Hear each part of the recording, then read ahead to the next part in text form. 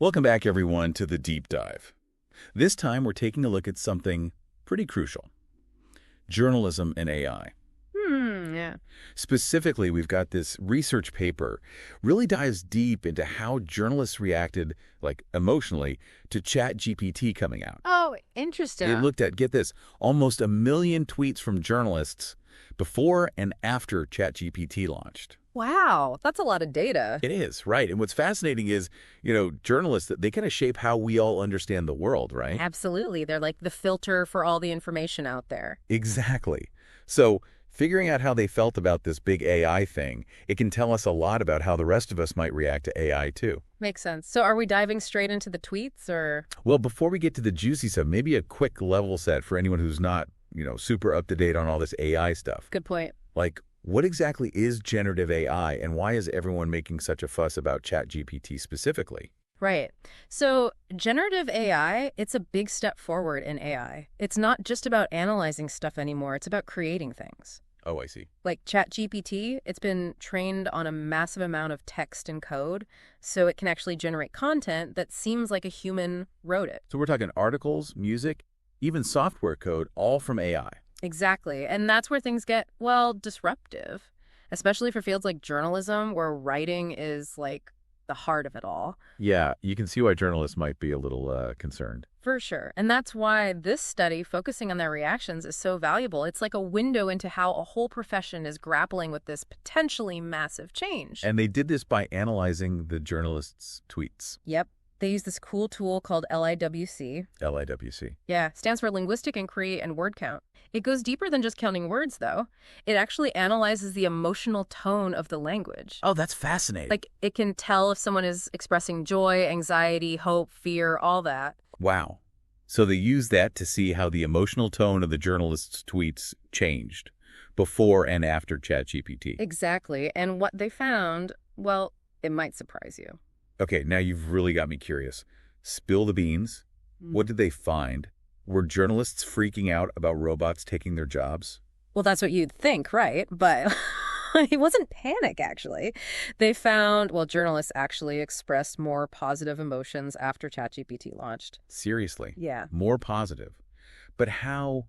I mean, you'd think AI potentially taking over parts of their job would make them anxious, not happy. Yeah, it is kind of counterintuitive. The study suggests maybe journalists saw ChatGPT as something that could actually, help them. Help them. How so? Well, think about all the stuff journalists have to do that takes up a ton of time. Transcribing interviews, summarizing reports, fact-checking. Ugh, yeah.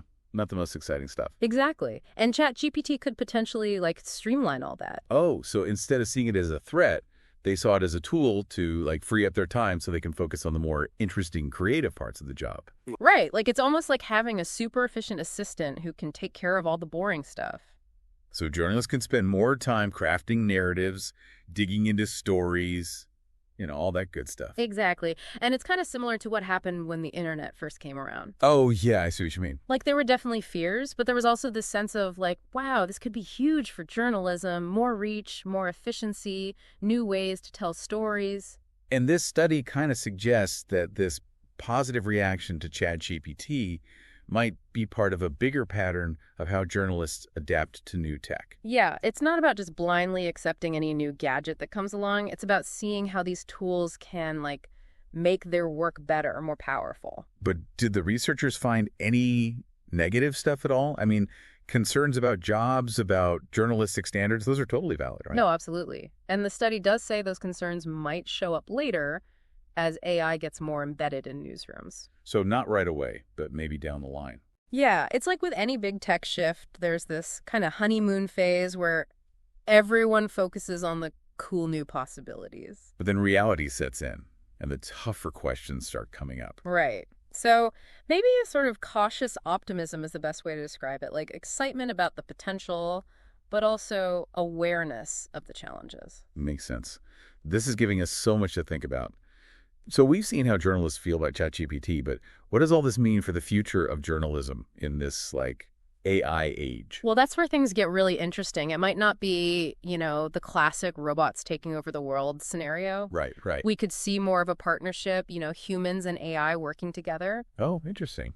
Think about journalists using AI to analyze huge amounts of data, like finding hidden connections, even personalizing the news for different readers. So instead of replacing them, AI could actually help them be even more effective. Exactly, freeing them up to, dig deeper into complex stories, connect with wider audiences, even try out new ways of telling those stories. That's a really exciting prospect. But we can't just ignore the worries people have, right? About jobs, about bias in algorithms, about fake news spreading even more. Oh, for sure. Those are huge issues. And the study acknowledges that, we need a serious discussion about the ethics of using AI in journalism. So what would that look like? What are the big questions we should be asking? Well, for one, transparency. Readers should know if AI was used in creating the news they're consuming. And then, of course, how do we make sure these algorithms aren't biased? Right, right. And what about the impact on jobs? How do we handle that side of things? Well, it's important to remember that technology has always shaken things up in different industries. The printing press, the radio, the internet, all these things cause disruption. True, true. The key is to adapt, to keep learning, and to focus on those uniquely human skills that AI just can't replicate. Critical thinking, empathy, ethical judgment, the art of storytelling. So instead of being afraid of AI, journalists can see it as a chance to, redefine what they do, really lean into those core values of journalism, and use these new tools to tell even better, more powerful stories. Exactly. And this research, it offers a kind of optimistic glimpse into that future. It seems like, at least at first, journalists are approaching AI with, curiosity and a willingness to explore, not just pure fear. And that open-mindedness, that's super important. We need to be excited about the potential and cautious about the risks. Definitely. AI is powerful, and like any powerful tool, it can be used for good or bad.